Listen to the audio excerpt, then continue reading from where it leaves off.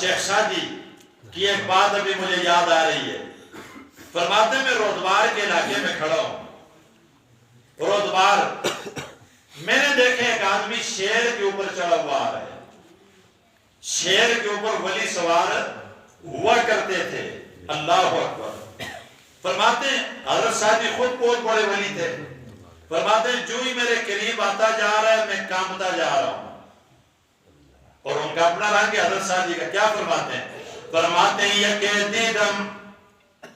یکے دیدم از عرصہ رودبار، یکے دیدم از عرصہ رودبار کہ پیش آمدم بر پلنگ سوار، چناہو لجاہال بر من نشست کہ درسیدنم پائے رفتم بپس، تبسم کنا دست بر لب گرفت کہ سادی مدارا چے دیدی شگفت، تو ہم گردن از حکم داورم پہ کہ گردن میں پیچ ازی حکم دویچ.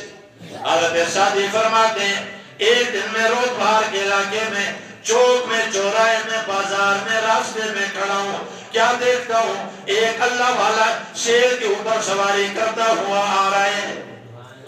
آج مولوی گاڑی پہ سواری کرتا ہے، آج پراڈو پہ آتا ہے، آج جی ایلائی ایکسلائی پہ آتا ہے. اللہ کا ولی جنگل کے بادشاہ شیر کو اپنا سوار بنایا ہوا ہے، سواری بنایا ہوا ہے. حضرت سعدی فرماتے ہیں جو ہی میرے قریب آتا جا رہا ہے میں کانپتا جا رہا ہوں. اور دنیا کے لوگوں بڑی عجیب بات ہے، جنگل کا بادشاہ ایک انسان نے کیسے قابو کر لیا. شیر کا کام ہوتا ہے انسانوں پہ حملہ کرنا، چیرنا پھاڑنا. اللہ اکبر. شیر کو قابو کیا ہوا ہے.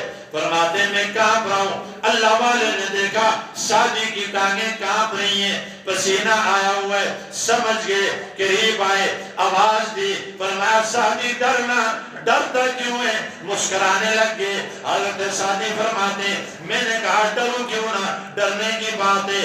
کہاں تو اور کہاں شیر؟ وہ نسخہ مجھے بھی بتا کہ جس سے تو نے جنگل کے بادشاہ شیر کو قابو کر لیا. اللہ والا کہتے ہو سعدی سن، ذرا کان کھول کے سن.